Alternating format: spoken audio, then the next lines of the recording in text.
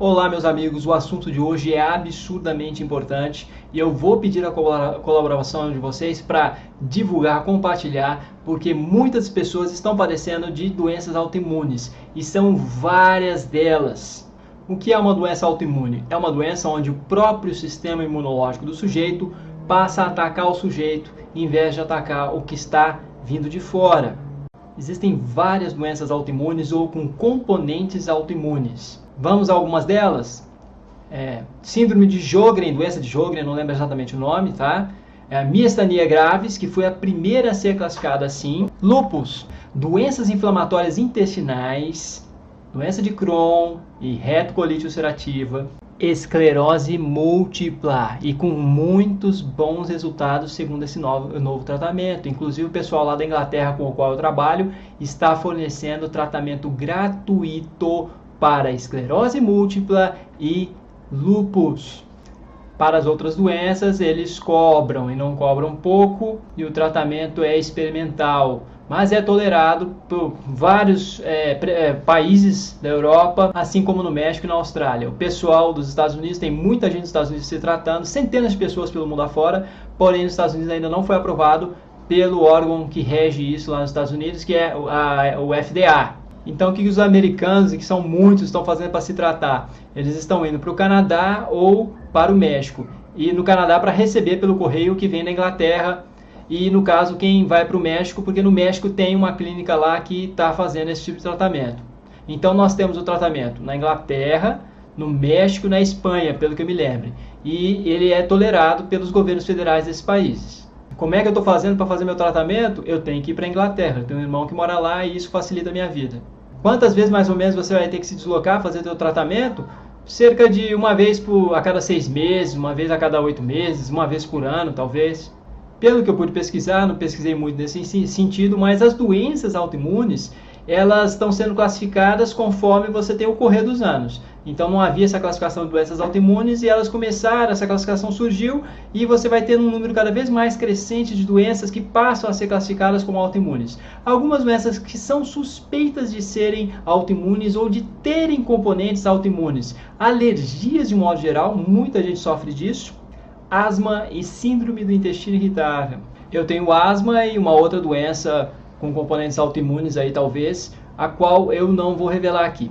Em relação à asma, eu ainda não tive benefício algum, porém viajar para a Inglaterra é muito caro, muito complicado, e eu viajo muito pouco para lá, então eu precisaria de maiores dosagens para trabalhar aí meu problema com asma.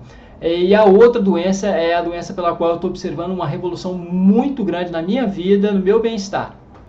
Não sei se eu já falei, esse vídeo está até ficando grande demais, eu não estou nem lembrando se eu já falei ou não, porém esse tratamento não é porra louquice, não é misticismo, qualquer coisa semelhante. É um tratamento que tem bases, por enquanto estão sendo produzidas bases científicas significativas. São universidades e institutos de pesquisas conceituados pelo mundo afora. As pioneiras são a Universidade de Nottingham, na Inglaterra, e a Universidade de Iowa, nos Estados Unidos. Porém, já vários centros de pesquisa e universidades pela Europa, principalmente na Inglaterra, e nos Estados Unidos, Austrália e Canadá. São os principais centros que estão pesquisando com a produção de muito material nos periódicos científicos. Então tem muito paper, tem muito experimento que aconteceu, muitos clinical trials, experimentos clínicos com uma amostra que está cada vez mais crescendo. Pesquisem, eu vou deixar o maior número possível de links aí na descrição.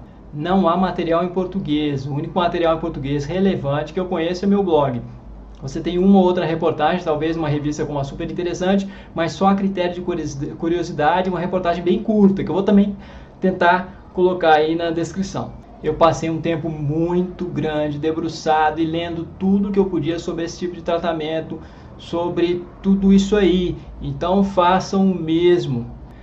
Eu não entendo inglês, não consigo ler, não consigo falar nem nada. Procurem alguém para ajudar vocês. E até meu inglês talvez tenha melhorado muito, porque eu tive de ligar muito lá para os ingleses, eu tive de conversar com eles por Skype, por telefone.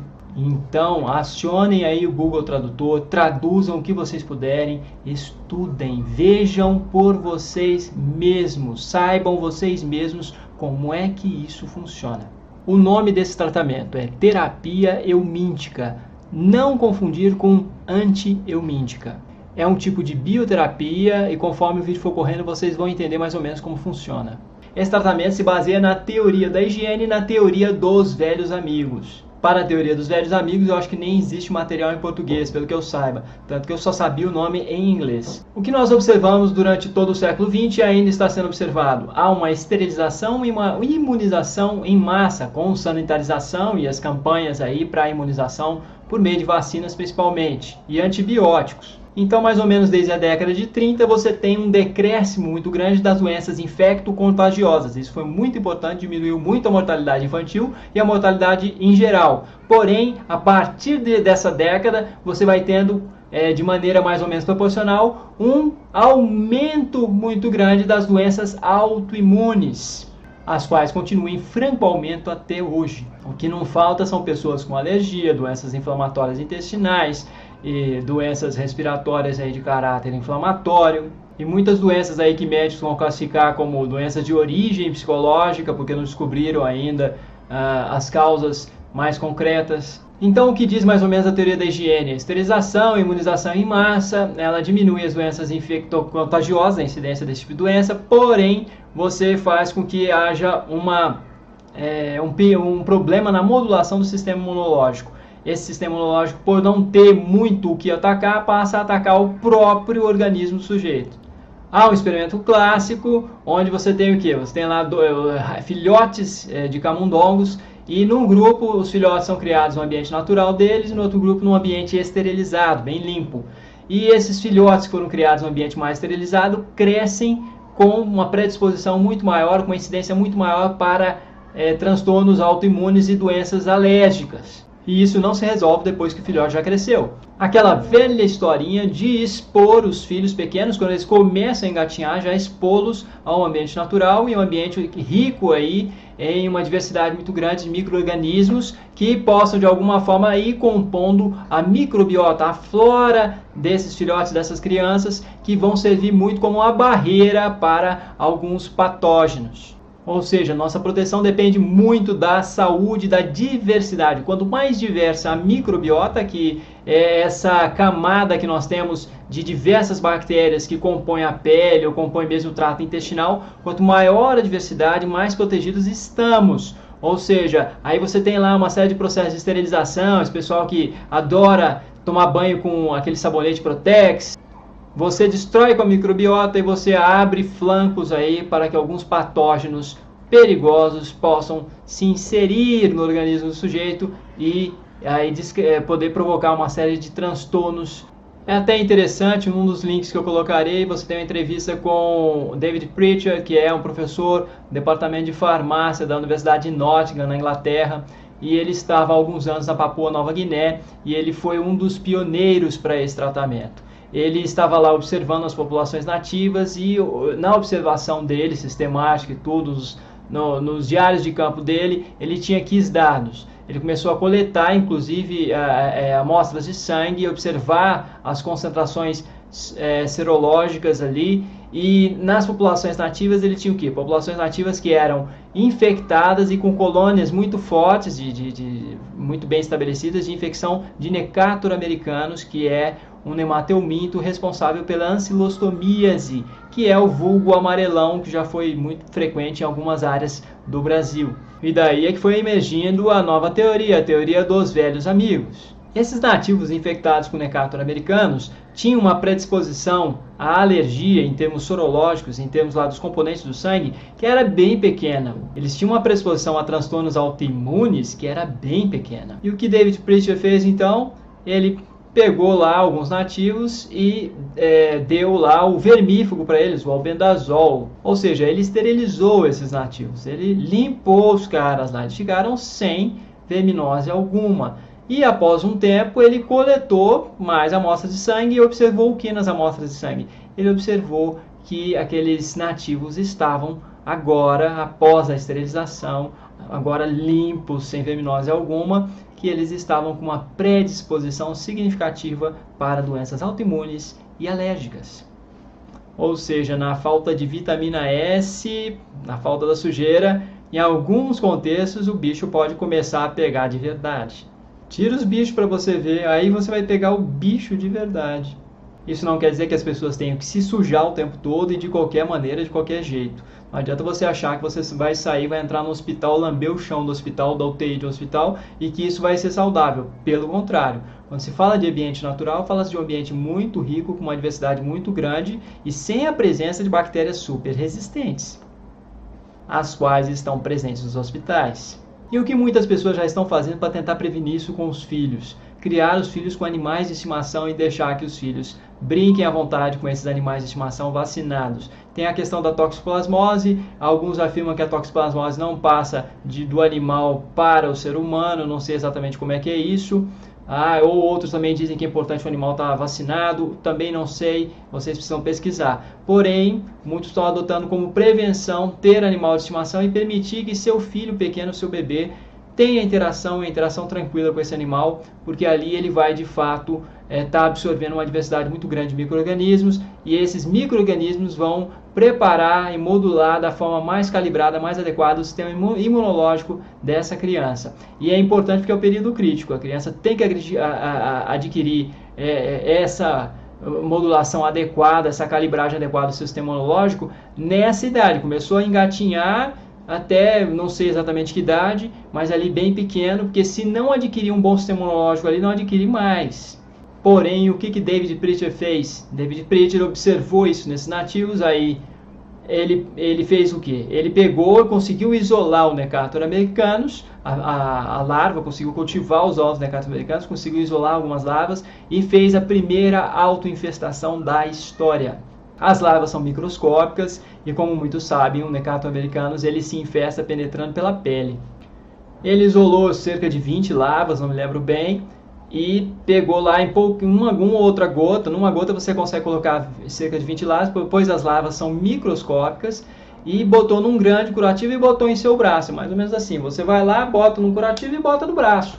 Curativo grande. E em 2 horas, 90% das larvas adentram a pele, e em 12 horas já é o suficiente para que todas elas tenham penetrado no seu organismo e elas passam a circular no seu sistema circulatório e vão para o pulmão e permanecem aí circulando pelo pulmão cerca de 5 dias. Do 6º ao 8º dias elas vão para o intestino fazendo o ciclo de Loeffler, mais ou menos esse nome, ciclo de Loeffler, que eu me lembro. E esse ciclo é quando elas passam da traqueia para o esôfago. A pessoa costuma até ter um pouco de tosse. Daí essas larvas vão para o intestino e em 21 dias elas já estão adultas, sendo que o macho tem mais ou menos 8 milímetros de comprimento, com um calibre mais ou menos de um fio de cabelo, e a fêmea mais ou menos 1 centímetro, um pouquinho maior. E a tendência, se forem bem cuidadas, é desses pequenos vermes permanecerem no seu organismo de 3 a 5 anos. Há também um tratamento com tricúrios, tricúrias, ovos de tricúrio, tricúrias e ovos de tricúrio suis. Há uma empresa na Alemanha que trabalha com esses ovos e as pessoas ingerem os ovos. Eu acho esse tratamento dá um pouco mais de ansiedade, eu acho um pouco mais, bem pessoal, acho um pouco mais temeroso. Você tem que engolir os ovos. Eu acho mais simples, mais fácil, alguma coisa que penetra pela pele. Porém, isso é somente também um preconceito da minha parte, obviamente. E como estão essas pesquisas e quem são os pioneiros? Os pioneiros são David Prichard, da Universidade de Nottingham, e Joel Weinstock, que está na reportagem da Scientific American. O professor Weinstock é da Universidade de Iowa, nos Estados Unidos, e ele trabalha mais com Necator americanos atualmente, creio eu, do que o Prichard. Esses pesquisadores já fizeram lá, compraram, não sei como é que é exatamente isso, fizeram lá a reserva das patentes. E eles estão muito focados no quê? Em descobrir os componentes moleculares que possivelmente esses vermes liberam. Esses vermes liberam algumas substâncias e essas substâncias de alguma forma ajudariam na modulação do sistema imunológico. Eles estão tentando descobrir os componentes moleculares dessas substâncias, ou seja, estão tentando descobrir o princípio ativo para produzir o quê? Remédio, produzir uma droga. Contudo, o que a maior parte das pessoas está fazendo pelo mundo afora? Elas não estão esperando surgirem as drogas e elas mesmas estão se tratando e estão indo atrás, estão fazendo autoinfestação, principalmente com o Necator americanus, o qual é fornecido por uma empresa no México, uma na Espanha e uma na Inglaterra. E eu trabalho com essa empresa na Inglaterra. É um tratamento experimental e tolerado pelos governos federais desses países. Eu falei que eu sou o único brasileiro. Eu sou o primeiro, não sou o único, porque eu já pude, tenho um colega que também está fazendo tratamento, também está experimentando mudanças absurdamente significativas na sua saúde, na sua vida e no seu bem-estar. Então somos eu e mais um colega que também está passando pelo tratamento e que ele obviamente quer resguardar a sua identidade e não quer se expor. Por isso que não tem como eu dizer quem é essa pessoa. Eu já fiz 2 infestações pela pele, como sempre, e dessas 2 infestações, já da primeira eu tirei muitos benefícios e da segunda infestação tenho experimentado uma grande mudança na minha vida, podendo fazer muitas coisas que eu não fazia, podendo comer muita coisa que eu não podia comer. Não vou dizer aqui exatamente qual é a minha doença, qual é o meu transtorno, porém as mudanças são absurdamente, para o meu caso, que eu tenho experienciado, e para centenas de pessoas pelo mundo afora que estão dando seus depoimentos aí nos fóruns do Yahoo ou do Facebook, são mudanças absurdamente impressionantes. Não acreditem no que eu estou dizendo, pesquisem, vão às fontes, leiam tudo que vocês puderem ler, que é o mais saudável e que vai ser o mais significativo vocês manterem mesmo seu ceticismo, seu espírito de dúvida e crítica e poder vocês mesmos atestarem o que está ocorrendo aí no underground dos tratamentos de saúde, como as pessoas pelo mundo afora estão conseguindo uma série de benefícios e estão conseguindo, por meio de fóruns, por meio da internet, das várias ferramentas de comunicação e divulgação de informação, estão conseguindo obter diversos benefícios para a sua saúde, para a sua vida como um todo. É isso, meus amigos, os links estão todos aí na descrição, estudem, corram atrás e até a próxima.